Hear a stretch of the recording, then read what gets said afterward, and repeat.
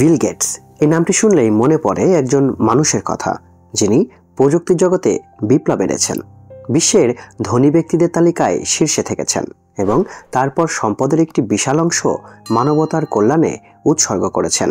তিনি মাইক্রোসফটের প্রতিষ্ঠাতা, একজন দানবীর এবং এমন একজন ব্যক্তি যার জীবনের গল্প আমাদের শেখায় কিভাবে স্বপ্ন, পরিশ্রম এবং দৃঢ়তার মাধ্যমে অসম্ভবকে সম্ভব করা যায়।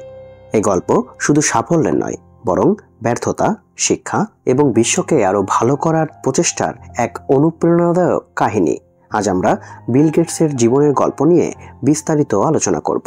তার শৈশব থেকে শুরু করে বিশ্বের শীর্ষ ধনী ব্যক্তি হয়ে ওঠা এবং তারপর দানশীলতার মাধ্যমে মানবতার সেবায় নিজেকে নিয়োজিত করা। এই গল্প শুনে আপনার মনেও জ্বলে উঠবে স্বপ্ন দেখার এবং কিছু করার তাগিদ। বন্ধুরা, জ্ঞানলোকের আরও একটি ভিডিওতে আপনাদের সকলকে স্বাগতম।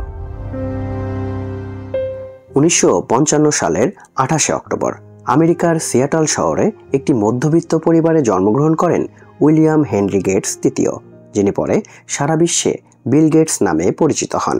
তার বাবা উইলিয়াম এইচ গেটস সিনিয়র ছিলেন একজন সফল আইনজীবী। তার মা ম্যারি ম্যাক্সওয়েল গেটস ছিলেন একজন শিক্ষক এবং সমাজসেবী। বিলের শৈশব ছিল সাধারণ, কিন্তু তার মন ছিল অসাধারণ। ছোটবেলা থেকেই তিনি ছিলেন অত্যন্ত কৌতূহলী। তার মা প্রায় বলতেন বিলের মাথায় সবসময় কিছু না কিছু চিন্তা ঘুরপাক খেত। বই পড়া ছিল তার প্রিয় শখ, এমনকি এনসাইক্লোপিডিয়া পাতাগুলো তিনি গোগ্রাসে গিলতেন, যা তার বয়সের বাচ্চাদের জন্য ছিল অস্বাভাবিক। বিলের বাবা মা তার মেধার প্রতি খুব মনোযোগী ছিলেন। তারা তাকে সবসময় নতুন কিছু শেখার জন্য উৎসাহ দিতেন। 13 বছর বয়সে বিলকে ভর্তি করা হয় সিয়াটলের লেকসাইড স্কুলে, যেখানে তার জীবনের একটি বড় মোড় আসে। এই স্কুলে তিনি প্রথমবারের মতো কম্পিউটারের সঙ্গে পরিচিত হন। এই সময়ে কম্পিউটার ছিল বিশাল আকারের মেশিন, যা শুধু বড় বড় প্রতিষ্ঠানে ব্যবহৃত করা হতো। কিন্তু লেকসাইড স্কুলে ছিল একটি টেলিটাইপ টার্মিনাল, যার মাধ্যমে ছাত্ররা কম্পিউটার প্রোগ্রামিং শিখতে পারত।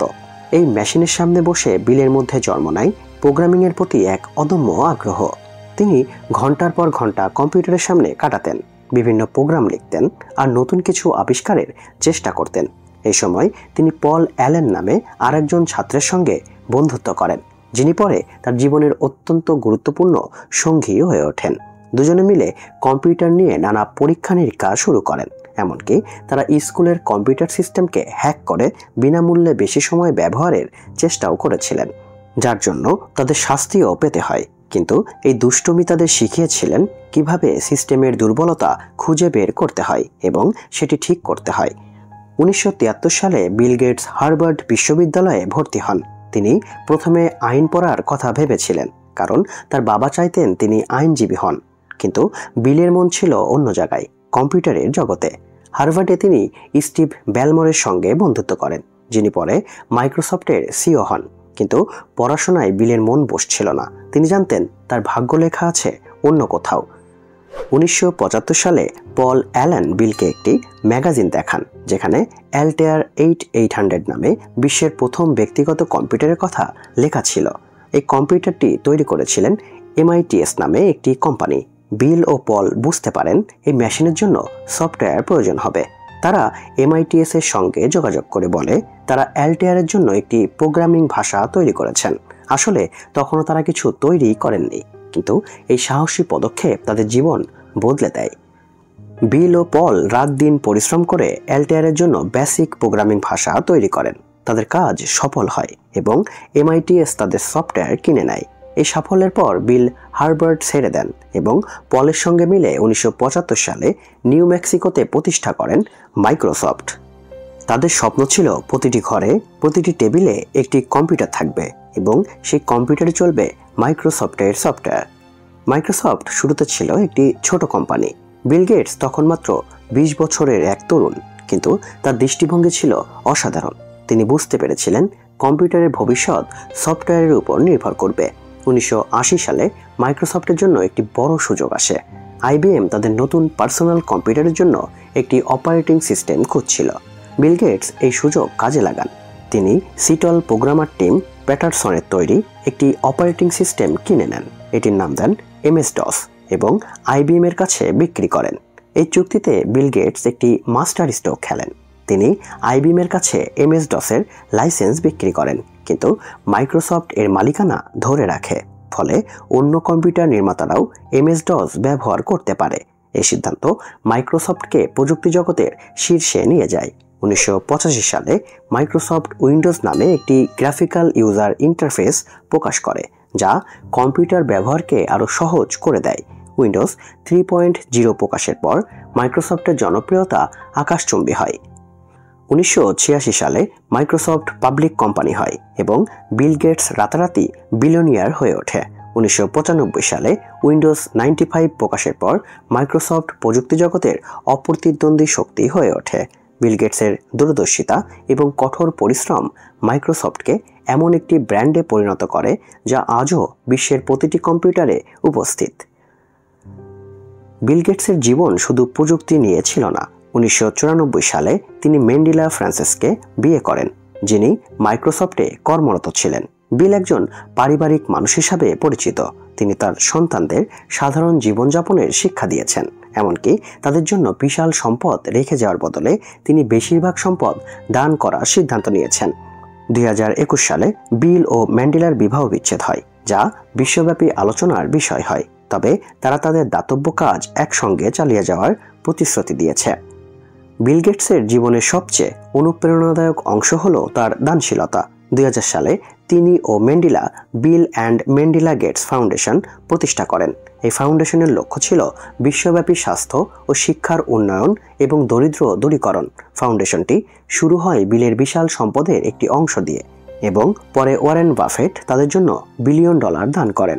আজ পর্যন্ত ফাউন্ডেশনটি প্রায় $50 বিলিয়ন বেশি ব্যয় করেছে। গেটস ফাউন্ডেশনের সবচেয়ে বড় অবদান স্বাস্থ্য খাতে। তারা এইডস, ম্যালেরিয়া, যক্ষ্মা এবং পোলিওর মতো রোগের বিরুদ্ধে লড়াই করছে। ম্যালেরিয়ার বিরুদ্ধে তাদের কাজ বিশেষভাবে উল্লেখযোগ্য। তারা ম্যালেরিয়া গবেষণা, টিকা উন্নয়ন এবং মশারির বিতরণের $1 বিলিয়ন বিনিয়োগ করেছে। পোলিও নির্মূলেও তাদের অবদান অপরিসীম। গ্লোবাল পোলিও নির্মূল উদ্যোগে তাদের অর্থায়নের ফলে পোলিও আজ প্রায় নির্মূলের পথে। কোভিড-19 মহামারীর সময় গেটস ফাউন্ডেশন টিকা গবেষণা, উৎপাদন এবং গরিব দেশগুলোতে টিকা বিতরণে গুরুত্বপূর্ণ ভূমিকা পালন করেছে। বিল গেটস ব্যক্তিগতভাবেও মহামারী সম্পর্কে সচেতনতা বাড়াতে কাজ করেছেন। গেটস ফাউন্ডেশন আমেরিকার শিক্ষা ব্যবস্থার উন্নয়নে $1 বিলিয়ন বিনিয়োগ করেছে। তারা শিক্ষকদের প্রশিক্ষণ, স্কুলের অবকাঠামো উন্নয়ন এবং প্রযুক্তি ভিত্তিক শিক্ষার প্রসারের কাজ করছে।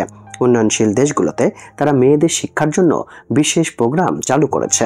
দারিদ্র্য দূরীকরণে তারা কৃষি উন্নয়ন, ক্ষুদ্র ঋণ প্রকল্প এবং নারীদের অর্থনৈতিক ক্ষমতায়নে কাজ করছে। আফ্রিকা ও দক্ষিণ এশিয়ার কৃষকদের জন্য তারা উন্নত বীজ, সার এবং কৃষি প্রযুক্তি সরবরাহ করছে। 2010 সালে বিল গেটস ও ওয়ারেন বাফেট গিভিং প্লেস প্রতিষ্ঠা করেন, যেখানে ধনী ব্যক্তিরা তাদের সম্পদের অর্ধেক দান করার প্রতিশ্রুতি দেন। এই উদ্যোগে শতাধিক ধনী ব্যক্তি যোগ দিয়েছেন। বিল গেটসের জীবন থেকে আমরা শিখতে পারি যে সাফল্য কখনো সহজে আসে না। তিনি ব্যর্থতার মুখোমুখি হয়েছেন, সমালোচনার সম্মুখীন হয়েছেন, কিন্তু কখনো হাল ছাড়েননি। তার দৃষ্টিভঙ্গি, পরিশ্রম এবং সঠিক সময়ে সঠিক সিদ্ধান্ত নেওয়ার ক্ষমতা তাকে আজকের এই অবস্থানে নিয়ে এসেছে।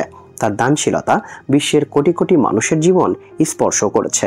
তিনি দেখিয়েছেন সাফল্য শুধু নিজের জন্য নয়, সমাজের জন্যও ব্যবহার করতে হবে।